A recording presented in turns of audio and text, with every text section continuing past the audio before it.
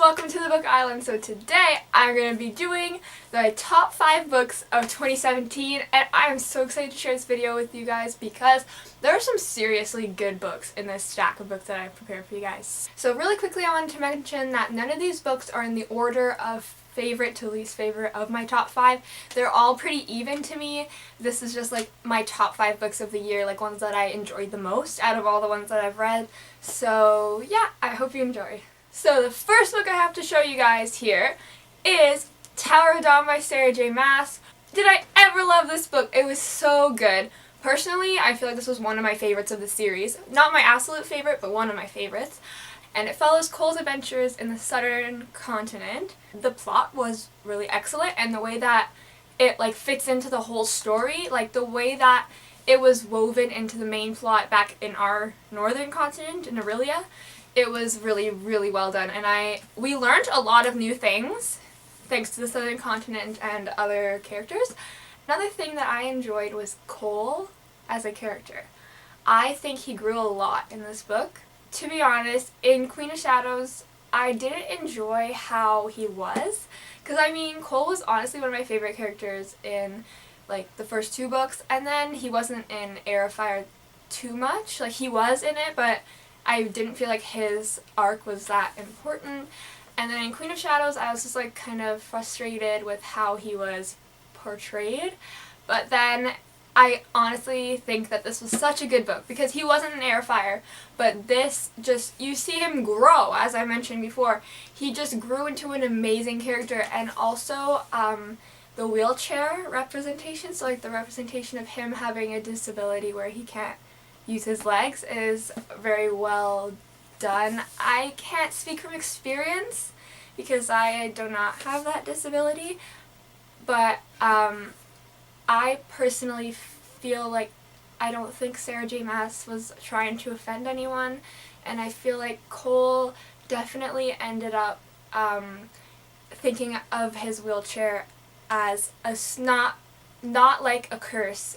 In the end, he was really he embraced that was a part of him and that it wasn't a curse to be in a wheelchair kind of thing. So I just feel like it was very good kind of way of interpreting it, but I don't have a disability like that, so I can't speak from experience, so I'm just this is just my own opinion.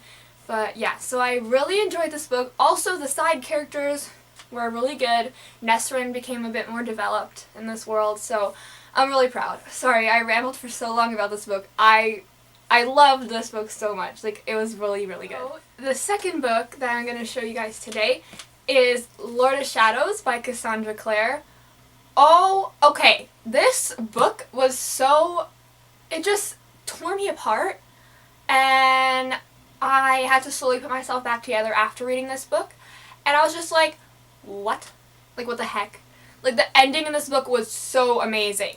It completely ripped out my heart because it was horrible, but at the same time it was amazing. If you know what I mean. It's horrible for the reader because you have so many feels, but it's amazing in the way that you have to admit that the way that Cassie Clare actually wrote the ending and how she wrote how she made all the events compile to this one huge event at the end was actually pretty smart. And so I'm so mad at her for doing that because honestly we should have seen it coming, but we didn't, or at least I didn't. If you saw it coming, you're so lucky because at least you got to prepare yourself. Anyways, so I really enjoyed the Blackthorns in this Dark Artifices series. The Blackthorn family dynamics are so strong. They love each other so much and they care for each other so much. And I love that the way that throughout the Dark Artifices series, you see, they're a tight-knit family, but they also include everyone. Diana is part of their family. Emma is part of their family. Christina has become part of their family. Mark coming back is back into their family. And they're so open, but at the same time closed off, if you know what I mean. So it's just a huge, their family is just so absolutely amazing. And it's you want to be part of that family. And you want to have Julian as your older brother because he would just be the most amazing older brother, you know? And so, I just really love this So the third book that I'm going to show you guys is This Savage Song by Victoria Schwab. And honestly, I feel like this is such an important book that everyone needs to read. I pulled so many lessons from this. I don't know if it's because this is actually one of the books I analyzed for my ISU, my English class last year. But, not last year, I mean like last school year, but still in this year kind of thing. Anyways, yeah.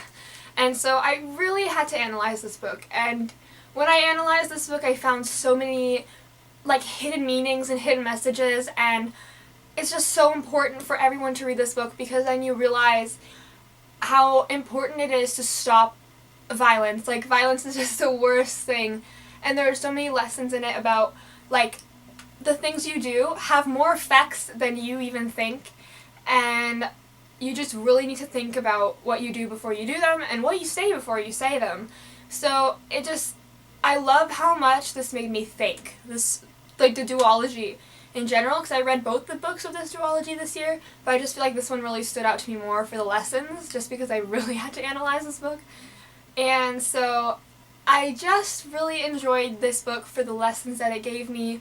Also, like, I really enjoyed the characters. The characters were so well done, and all in all, I enjoyed myself reading this book, and I really think that this is a 5 out of 5 stars read for me. So the fourth book that I'm going to mention is Illuminati by Amy Kaufman and Jay Kristoff.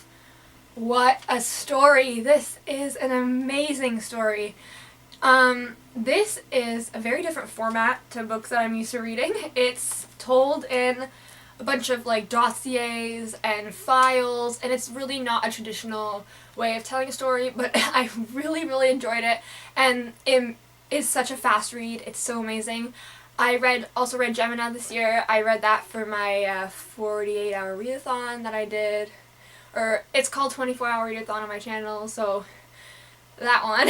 Anyways, and so basically I really enjoyed this. Like, I was skeptical going into this book because I was like, it's like a weird format, am I gonna like the format? And that was really the only thing I was skeptical about picking it up, because the synopsis looks so interesting.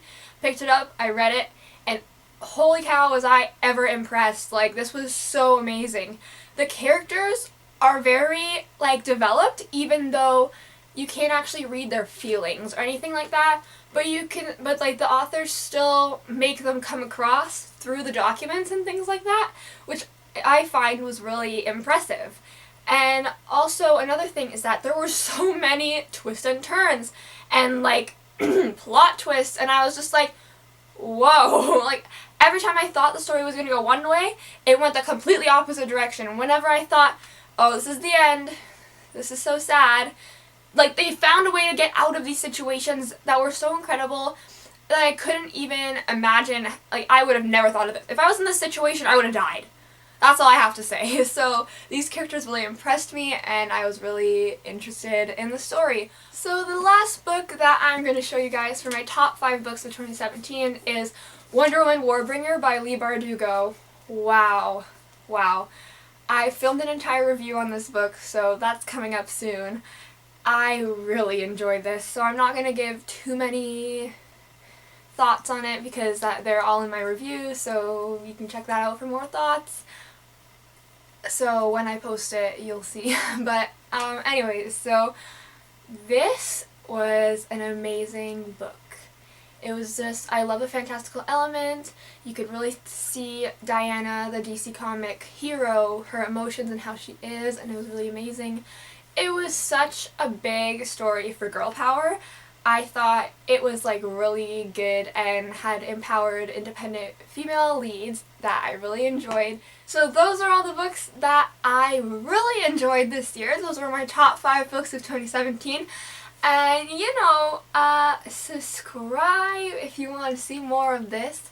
I really enjoy making these videos for you guys. And thanks for coming to my book island, guys. Bye! Bye!